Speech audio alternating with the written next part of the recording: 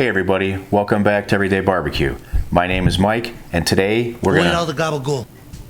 Channel the spirit of Tony Soprano, I guess.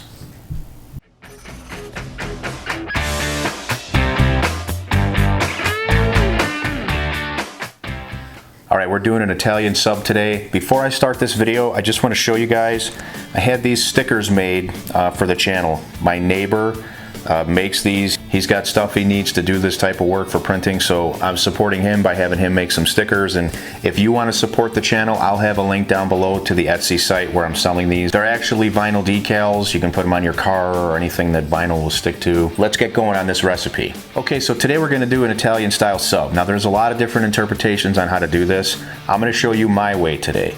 This is probably going to be like the Chicago style deep dish, the Chicago hot dog, the Philly cheesesteak, and there's probably going to be people that watch this video that might disagree with what I use or don't use, but this is how I like to do it, and this is how I'm always going to do it no matter what anybody says, because this is what we like. You can make this at home for lunch if you've got a few people to feed. You can do this as a little appetizer for people to come over for a barbecue or for a birthday party, so you can serve it and use it lots of different ways. It's always delicious, and I'm going to show you exactly how I do it. Now I've got everything I need here to make this. I've got all my meats. I've got some provolone cheese, I've got some nice thinly sliced onion and tomato, and some shredded lettuce. Let me show you how I put this together.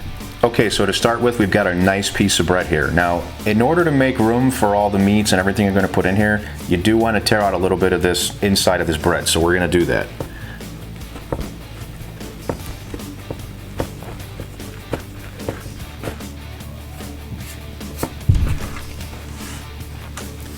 A little bit out of the bottom. Now we'll get some out of the top.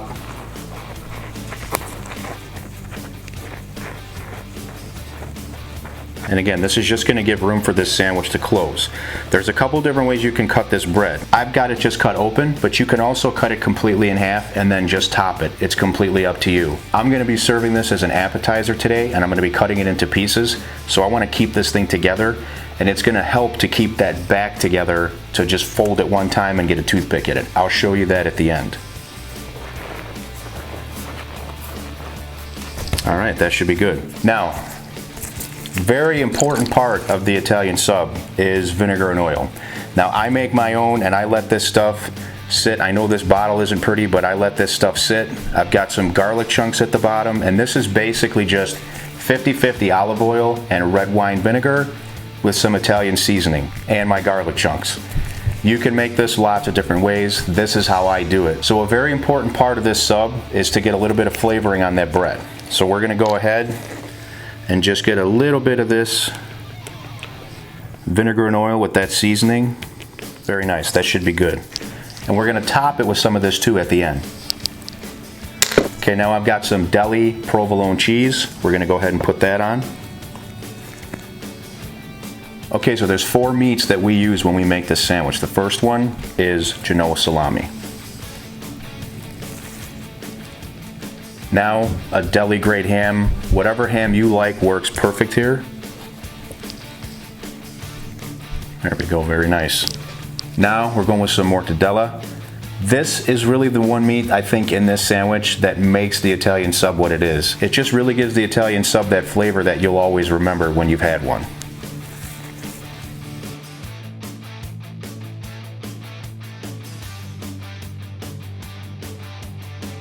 Now last on the meats, but not least, Tony Soprano's favorite, capicola. Now this is a cross between sausage and prosciutto. We just like to go with this and omit the prosciutto. And this is a mild version of the capicola. So that's it for our meat and cheese. It's time for some nice, finely shredded lettuce.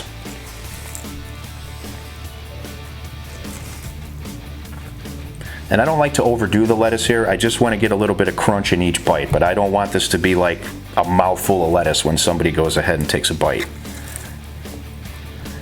Like Subway. Not that I want to mention any names. Okay, now some very thinly sliced onion.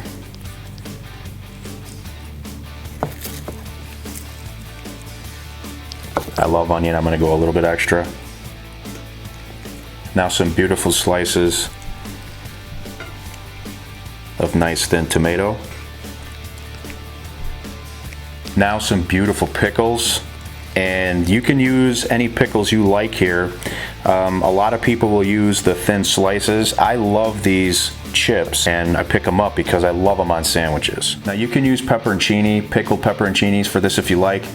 I'm going giardiniera. I like that spice. You guys know how much I love my giardiniera, so we are going to put just a little bit of giardiniera on here. Not everybody likes a lot of spice, but you'll get some beautiful flavor from the oil. Some nice color.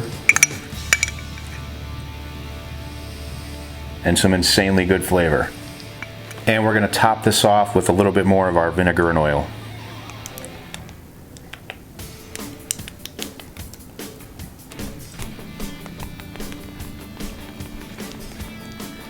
Maybe more than a little.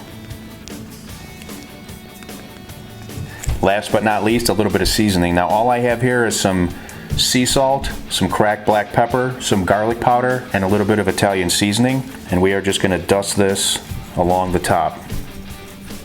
These seasonings hit and it's like instantly they activate some additional aromas that just come up out of here. Alright, so there we go. There's our sub. Now naturally the next step is going to be to go ahead and close this up and cut it into sections. So that's going to be our next move.